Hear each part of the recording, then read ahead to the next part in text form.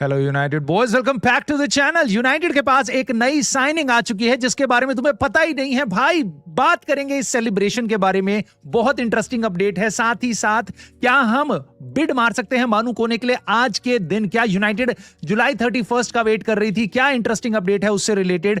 Alex Scott और Tyler Adams से related क्या लेटेस्ट खबरें आई हैं? कौन से काव यूवेंटस के विंगर के लिए क्या हम जा सकते हैं? उसके बियॉन्ड भाई क्या चल रहा है थियागो की दुनिया में? थियागो को क्या हम साइन कर सकते हैं? लुइस हॉल अब एडी हाउ के जाने के बाद यूनाइटेड क्या उसको अटैक कर सकती है? सब कुछ कवर करेंगे इस वीडियो में। आई होप आपको पसंद आएगी तो प्लीज लाइक करना बिल्कुल मत भूलना, सब्सक्राइब कर लेना अगर नए हो तो। डेली यूनाइटेड कंटेंट चाहिए तो हाइप करके भी सपोर्ट कर सकते हो और कमेंट करके अपने थॉट्स जरूर बताने आपको। और मैं आपको लेके चलता हूं भाई एक इस बंदे पे, इसने ले लिया है ब्रेक। न्यूकासल से ये जा रहा है अपना म्यूचुअल एग्रीमेंट से कि भाई मेरे को ब्रेक चाहिए, मेरे को, मैं थक गया हूं अभी 5 साल काम कर करके, मेरे को ब्रेक चाहिए ना। इसके लिए इज्जत से बात करना, क्योंकि भाई मैं तुम्हें बता रहा हूं अब ये फ्री एजेंट होगा। 4-5 महीने बाद ये हो सकता है वापस फुटबॉल में आने का कोशिश करे।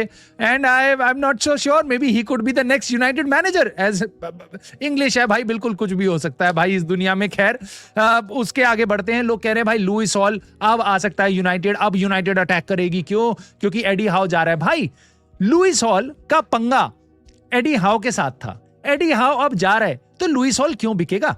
क्यों बिकेगा? और मैंने तुम्हें पहले ही बताया लुइस हॉल ने जो न्यूकासल ने बेचने थे बेच दिए। अब यूनाइटेड इसको साइन करने जाएगी तो बहुत ज्यादा पैसा मांगेगी न्यूकासल यूनाइटेड। और अब ये सुनने में आ रहा है, बेन जेकब्स बता रहे हैं कि देखो अगर यूनाइटेड ऑल इन जाती है किसी लेफ्ट बैक के लिए तो वो अप्रोच करेगी लुइस हॉल को। तुम समझ रहे हो?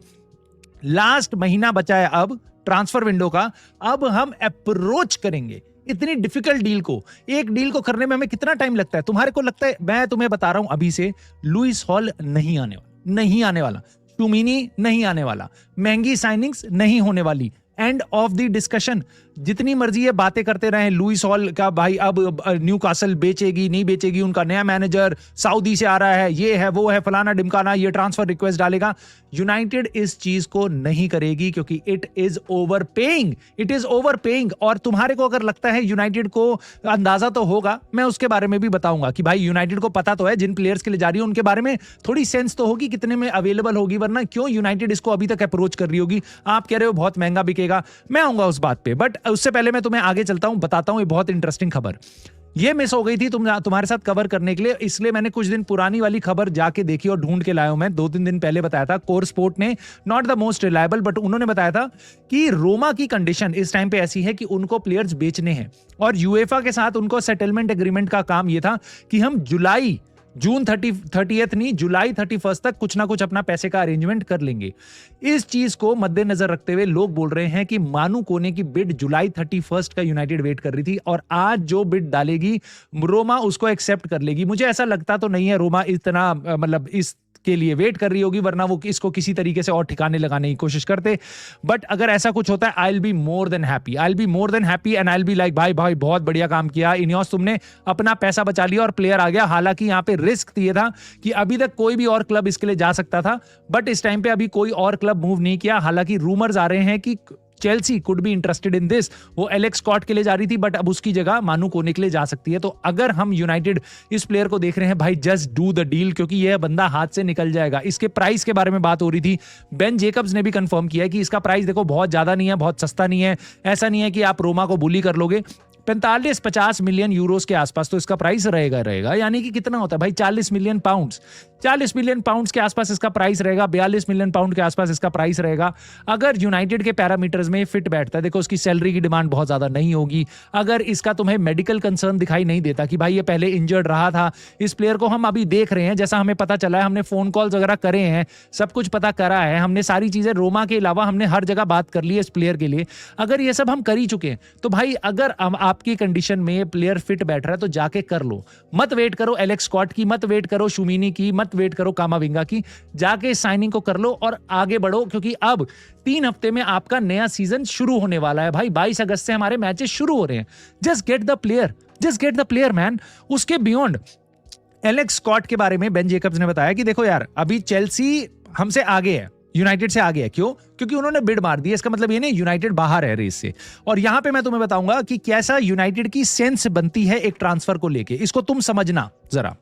यूनाइटेड इस प्लेयर में इंटरेस्ट दिखा रही है, इस प्लेयर को मॉनिटर कर रही है, और जो भी कुछ हम करना चाहते हैं ट्रांसफर, बेसिकली बिड मारने से पहले हम सब कुछ कर चुके हैं, मॉनिटर कर चुके हैं, देख चुके हैं, एडमायर कर चुके हैं, ड्रीम मिडफील्डर सब कुछ है, सब कुछ कर लिया। अब हमारा एलेक्स स्कॉट था प्रायोरिटी पोजीशंस में, एक एलेक्स स्कॉट था, मानू कोने था, ये दो प्लेयर थे। चेल्सी ने बिड मारी 64 मिलियन पाउंड्स की, राइट, वो बिड रिजेक्ट कर दी बोर्नमथ ने, बोर्नमथ इसको रखना चाहती है।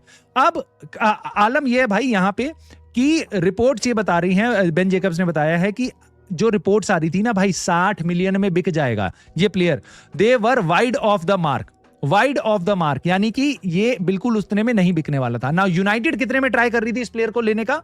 64 मिलियन से नीचे, क्योंकि यूनाइटेड की तरफ से यही रिपोर्ट्स आई हैं कि चेल्सी ने जो 64 मिलियन की बिड मारी है ना, वो हमारी एक्सपेक्टेशन से बाहर है, हम उतना वैल्यू नहीं करते इस प्लेयर को। हालांकि बोर्नमथ 80 मिलियन बोल रही थी, यूनाइटेड इस प्लेयर को एडमायर कर रही है पिछले 4 हफ्तों से, लेकिन हम 60 मिलियन से 64 मिलियन से नीचे देख रहे थे। बेन जेकब्स आके बता रहा है कि 60 मिलियन की जो एक्सपेक्टेशन आ रही थी ना, कहीं से आप सुन रहे होगे अगर एलेक्स स्कॉट के लिए, दे वर वाइड ऑफ द मार्क। सो इससे क्या पता चलता है? इससे ये पता चलता है यूनाइटेड जिस प्लेयर को एडमायर, ड्रीम सब कुछ कर रही थी, इंटरनल कॉन्वर्सेशंस में बात कर रही थी, प्रायोरिटी, और हमने डेटा वेटा सब कुछ कर लिया इसके साथ, हमारे को कोई क्लू नहीं है जिस टारगेट के पीछे हम भाग रहे हैं उसका मार्केट में प्राइस क्या है सेलिंग क्लब का, हमें कोई क्लू नहीं है भाई उस चीज का। क्यों? क्योंकि हम, बेन जेकब्स बता रहे हैं 60 मिलियन वाली तो एकदम बेफिजूल बातें हैं, और यूनाइटेड 60 मिलियन के आसपास ही सोच रही थी या उससे कम ही सोच रही थी, क्योंकि 64 मिलियन हमारे लिए बहुत ज्यादा है, यानी हम 64 से कम बोल रहे थे, जिसको बेन जेकब्स कह रहे हैं they are wide of the mark. So जिस प्लेयर के लिए तुम जा रहे हो, जिस प्लेयर को तुम टारगेट कर रहे हो, जो अब तुम्हारा one of the most priority positions पे, one of the most useful player है, जो जिसको तुम देख रहे हो भाई इसको साइन करेंगे, उसके प्राइस का हमें अंदाजा ही नहीं है, मार्केट में अंदाजा ही नहीं है कि कितने में साइन होगा। तो मुझे नहीं पता हम बस क्या इंटरनल कॉन्वर्सेशंस करे जा रहे हैं, क्या बस हम अपने कमरे में बैठ के बोर्ड रूम में बस जेसन विल्कॉक्स, रैटक्लिफ और उमार बराड़ा ये तीन ही जने बात कर रहे हैं, क्रिस्टोफर विवेल से पूछते हैं, बस यही चल रहा है कि हम, क्योंकि बाहर जाके तो कुछ बातें कर नहीं रहे, क्योंकि हमें बाहर की दुनिया का एक्चुअल में रियलिटी में जो चल रहा है उसका कोई क्लू नहीं है, कोई क्लू नहीं है कौन सा प्लेयर कितने में बिकेगा। सब में इंटरेस्ट दिखा रहे हैं, प्राइस पता चला, ओवर पे। हमने अपने बोर्ड रूम में बात करी थी इस प्लेयर के लिए 50 मिलियन में जाएंगे, वो 70 का बिक रहा है, दिस इज ओवर पे, हम तो नहीं करेंगे भाई, हम तो नहीं करेंगे। सो यूनाइटेड ऐसा बहुत बार आपको दिख रहा है, बहुत सारे टारगेट्स के साथ ऐसा कर चुकी है, एलेक्स स्कॉट भी उनमें से एक है। उसके बियॉन्ड अगर आपका पेट यहां पे नहीं भरता तो भाई मैं टायलर एडम से स्वीट डेजर्ट आपको दे देता हूं। यूनाइटेड इस प्लेयर को देख रही है, और कुछ रिपोर्ट्स ये भी कह रही हैं कि नेक्स्ट, हम, एलेक्स क्रूक ने बताया था कि हम टायलर एडम्स के लिए बिड कंसिडर कर रहे हैं, राइट। टायलर एडम्स को पिछले कुछ दिनों में यूनाइटेड के साथ हेवीली लिंक किया गया है, और अगर एलेक्स स्कॉट बिक गया तो टायलर एडम्स का नामो निशान बोर्नमथ हमें उसका जूता भी नहीं बेचेगी, ठीक है। अब यहां पे कह रहे हैं, बेन जेकब्स बता रहे हैं, वी हैव हर्ड कि टायलर एडम्स का जो प्राइस है वो 35 मिलियन है। ऐसा मैंने बाकी जगह भी सुना था कि भाई यूनाइटेड 40 मिलियन में इस प्लेयर को ले आएगी, 35 मिलियन में इस प्लेयर को ले आएगी, और ये प्लेयर पे स्टैट्स ऐसे हैं, उसका ये स्टैटमैन डेव आ जाता है भाई, जिस भी प्लेयर के साथ यूनाइटेड लिंक होती है उसके पॉजिटिव स्टैट देने आ जाता है, चाहे वो प्लेयर जितना भी रद्दी क्यों ना हो, ठीक है।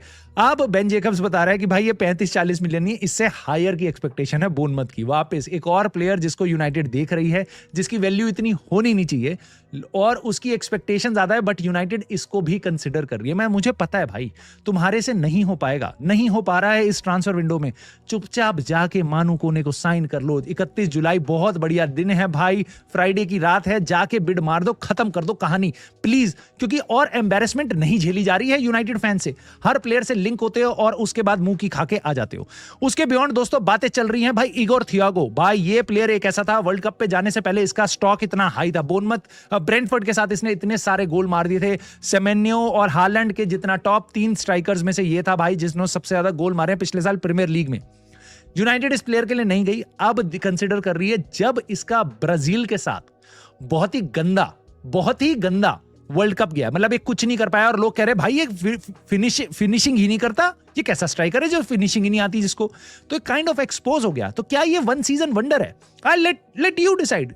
कुछ लोगों को ये बहुत अच्छा लगता है, मुझे भी पहले अच्छा लग रहा था, but now I am thinking भाई is he a one season wonder, और ये बस क्या बोर्नमथ के साथ ही चल सकता है, ब्रेंटफोर्ड के साथ ही चल सकता है, बड़ी टीम में खेलने के बाद ये एकदम कोलैप्स कर जाता है, प्रेशर सिचुएशन में काम नहीं कर पा रहा है, क्या ऐसा कुछ है? क्योंकि ऐसे बहुत सारे स्ट्राइकर्स हमने देखे हैं पास्ट में। नाउ एक और थियागो को डिस्कस किया है यूनाइटेड ने इंटरनली, बेन जेकब्स ऐसा बता रहे हैं। और यूनाइटेड सबसे ज्यादा काम क्या करती है, तुम्हें पता है? तुम्हें लग रहा है कि भाई यूनाइटेड ट्रांसफर विंडो में कर क्या रही है, तुम्हें नहीं पता, पता क्या है तुम्हें भाई, कुछ पता ही नहीं है।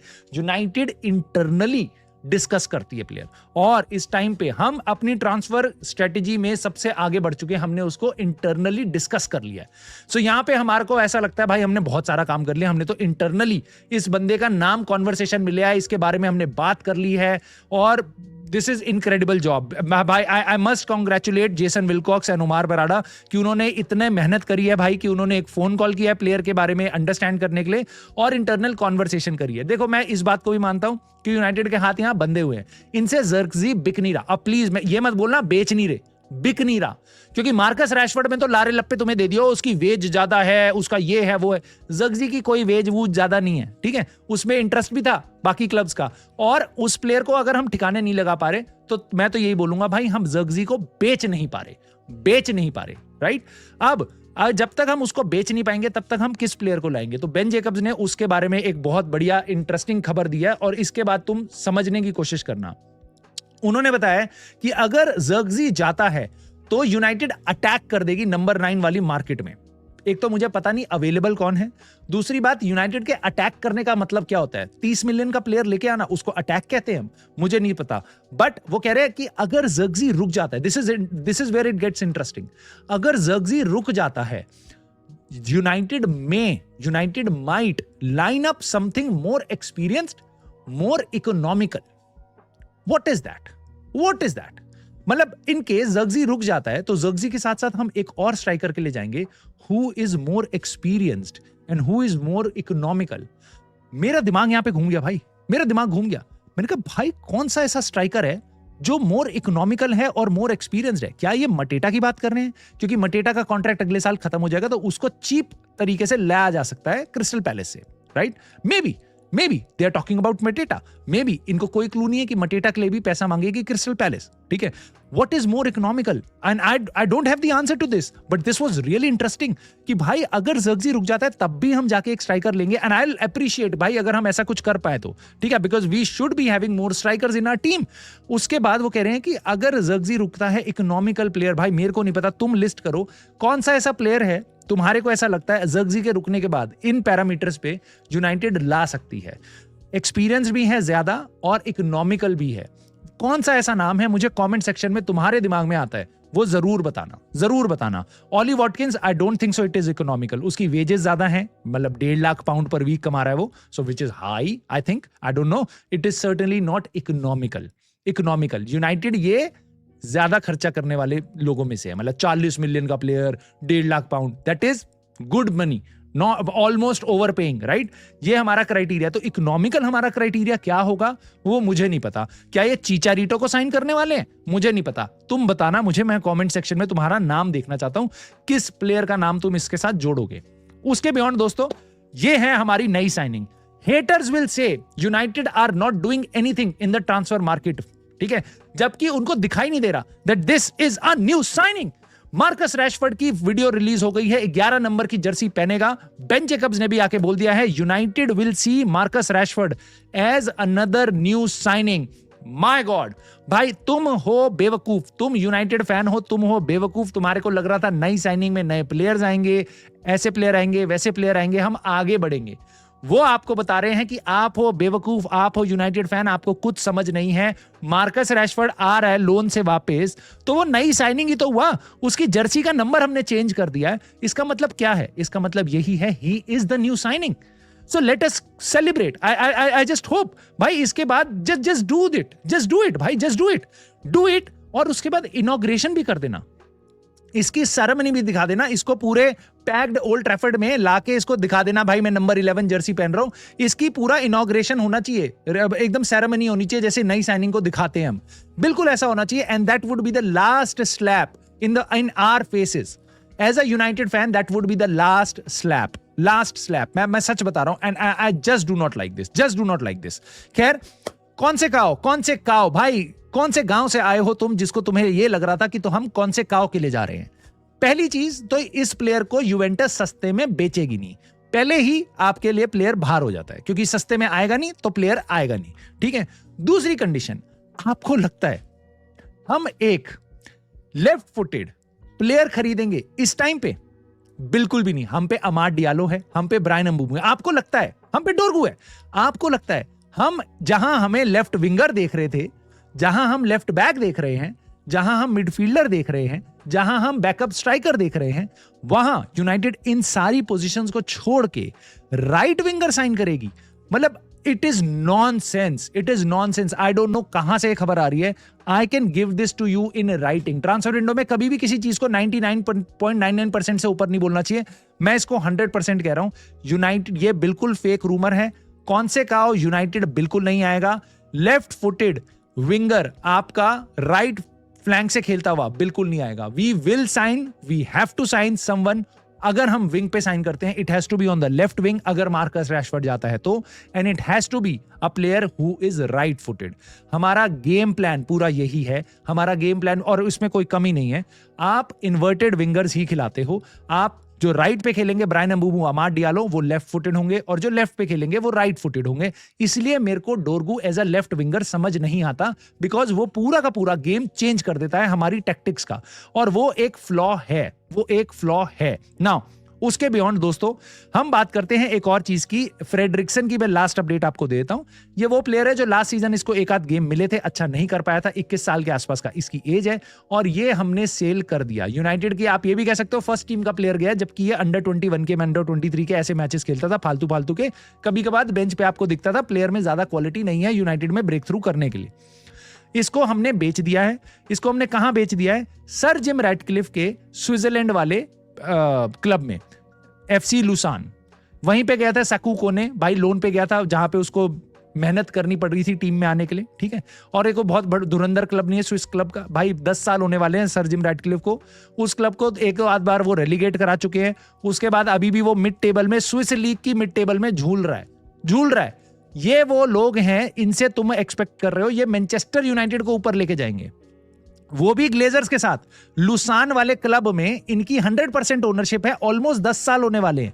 या उसको तो, इतने से प्रोजेक्ट को तो ठीक नहीं कर पाए। यहां हमारे चोपड़ू यूनाइटेड फैंस ऐसे हैं जो इतनी उम्मीद बना के बैठे हैं कि इनियोस ग्लेजर्स के साथ मिलके इनको टाइम दो, इनको टाइम दो। भाई टाइम दिया, 2 साल दिए, 2 मैनेजर इन्होंने सैक कर दिए, 2 मैनेजर इन्होंने सैक कर दिए। एक सीजन जहां पे हम 15वें नंबर पे फिनिश करते हैं, दूसरा सीजन जहां पे हम 40 गेम खेलते हैं, 2 कप कंपटीशन से बाहर हो जाते हैं। तो कैसे मैं इन पे ट्रस्ट कर लूं?